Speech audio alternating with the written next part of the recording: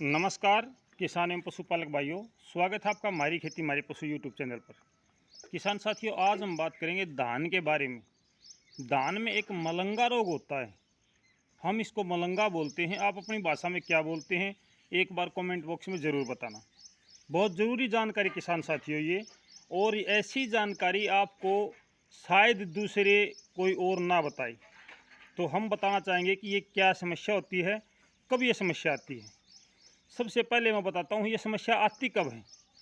जब आपके खेत में बालियाँ निकलती हैं, यानी कि प्रारंभिक अवस्था में खेत में लगभग 2% 3% बालियाँ निकलती हैं, उस समय आपके धान में ऐसी अवस्था आ जाती है कि वो जो दाने हैं बाल के आगे का हिस्सा, वो दाने सफ़ेद हो जाते हैं। फूल अवस्था में ही वो दाने सफ़ेद हो जाते हैं। तो इसके लिए हम क्या करें, किस प्रकार से हम इसका ट्रीटमेंट करें। जिन किसान भाइयों ने इसके लिए पहले से कीटनाशक दवाई का प्रयोग कर रखा है, वो किसान भाई ये समझते हैं कि भाई शायद हमने अब ऐसा इलाज कर दिया है, हमारा एक भी दाना खराब नहीं होगा। लेकिन किसान साथियों, ये सच नहीं है। जिन किसान भाइयों ने अभी तक कोई कीटनाशक स्प्रे नहीं किया है, एक भी कीटनाशक स्प्रे नहीं किया है, उसके बाद भी ये समस्या आती है। असल में इसका मेन कारण होता क्या है, ये सफ़ेद जो दाने आप देख रहे हो बाल के बीच में कहीं कहीं पर, ये मैं आपको दिखाना चाहता हूँ किसान साथियों।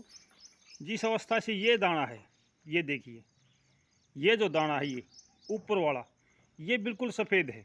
इसमें हुआ क्या है, असलियत में बात ये है कि इसमें हुआ क्या है किसान साथियों, इस बाली के अंदर लगभग आधे दाने खाली हैं।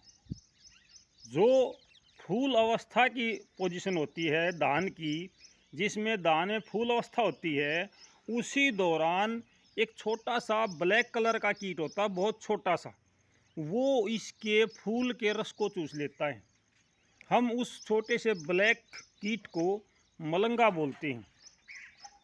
ये बात आपने कमेंट बॉक्स में बतानी है कि भाई आप इसको क्या बोलते हो। जब इसका फूल अवस्था में ही रस चूस लिया जाता है, तो उसके बाद में इसमें दाना नहीं बनता। कुछ दाने ऐसे भी होते हैं जिनका रस वो नहीं चूस पाता और उनमें दाने बन जाते हैं। लेकिन ये समस्या आती कैसे है किसान साथियों, चाहे आपने कोई कीटनाशक दवाई का प्रयोग कराया है चाहे नहीं कराया है, ये बात मायने नहीं रखती है कि भी आपने कीटनाशक दवाई का प्रयोग कर दिया तो ये बीमारी नहीं आएगी। ऐसा नहीं है किसान साथियों।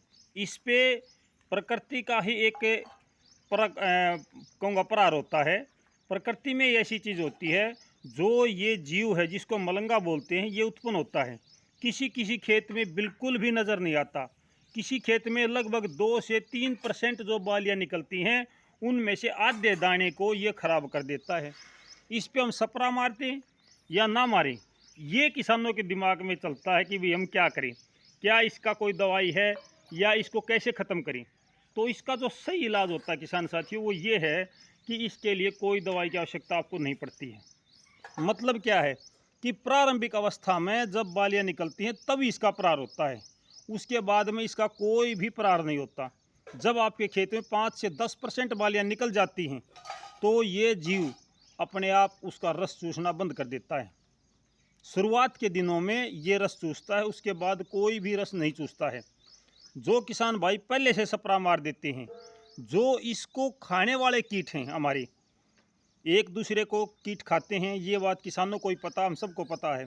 तो जो कीट इसको खाते हैं, हम जब इसमें कीटनाशक का प्रयोग करते हैं तो वो कीट खेत से भाग जाते हैं या मर जाते हैं। तो उनके खेत में भी ये समस्या आती है। जिन किसान भाइयों ने स्प्रे नहीं किया है, उनके खेतों में भी ये समस्या आती है, क्योंकि वो कीट होते हुए भी वो कीट तभी खाएंगे जब उनको ये कीट नज़र आएंगे। तो वो कीट खाने वाले जीव हैं, वो उस खेत में बाद में आते हैं, पहले ये अपना प्रकोप कर देते हैं, यानी कि पहले ये अपने काम को अंजाम दे देते हैं। ये समस्या लगभग 70% किसानों के साथ होती है। 70% किसान ऐसे हैं जो इस समस्या को देखते हैं लेकिन समझ नहीं पाते कि भाई आखिर ये है क्या। शुरुआती दिनों में बाली में जब बालियाँ निकलती हैं, निकलने के दौरान ही इसका प्रकोप हो जाता है, बाद में नहीं होता किसान साथियों इसका प्रकोप। जैसे जैसे बाली निकलती है धान की, वैसे वैसे ये उसके फूल बनने की जो अवस्था होती है दाने के अंदर, जहाँ दाना बनता है उसके अंदर जो फूल बनने की अवस्था होती है, ये उसी पे अटैक करता है और अटैक करने के बाद उसके रस को चूस लेता है, जिससे उसमें फूल बनता ही नहीं है, यानी बूर नहीं आता बाल में, और बूर नहीं आएगा तो बाल में दाना नहीं बनेगा। तो ये समस्या बहुत ज़्यादा किसानों के साथ आती है। किसान भाई इसका स्प्रे करते हैं, इसका स्प्रे करने की कोई ज़रूरत नहीं है। मैं आपको बताता हूँ, इसका स्प्रे करने की कोई ज़रूरत नहीं है, क्योंकि जब तक आपको पता चलता है कि आपके खेत में ये समस्या है, आप कोई कीटनाशक लेके आते हो, तब तक इसका प्रकोप खत्म हो जाता है। आप स्प्रे ना भी करोगे तो भी ये मलंगा अपने आप आपके धान को हानि पहुंचाना बंद कर देगा। जो इसको खाने वाले कीट हैं वो धान में अपने आप आ जाएंगे और वो इसको खा जाएंगे। तो किसान साथियों, इस प्रकार की जो समस्या आती है उसके लिए ज़्यादा चिंता करने की आवश्यकता नहीं है।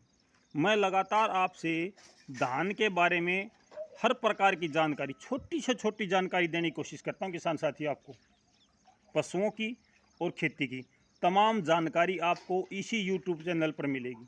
आप सबको पता है, जो मेरे किसान भाई पहले से जुड़े हुए हैं इस मंच के बारे में, उनको अच्छी प्रकार से जानकारी है। जो नए किसान भाई हैं, मैं उन सब से प्रार्थना करूंगा कि भाई चैनल को सब्सक्राइब ज़रूर कर लें। तो किसान साथियों, ये थी जानकारी आज की, और दोपहर को फिर मिलते हैं आपसे मौसम की जानकारी के साथ। किस प्रकार का मौसम आज रहने वाला है या कल रहने वाला है, जो भी मौसम की जानकारी होगी, मौसम अपडेट की जानकारी होगी, वो मैं आपसे साझा करूंगा दिन में 12 से 1 के बीच में आपके साथ मैं विचार साझा करता हूं। तो तब तक नमस्कार, जय हिंद किसान साथियों। चैनल को सब्सक्राइब जरूर कर ले किसान साथियों। और इसका क्या आप कहते हैं, इस मलंगे को आपकी भाषा में क्या कहते हैं, इस बारे में मुझे कमेंट बॉक्स में ज़रूर बताना। नमस्कार, जय हिंद।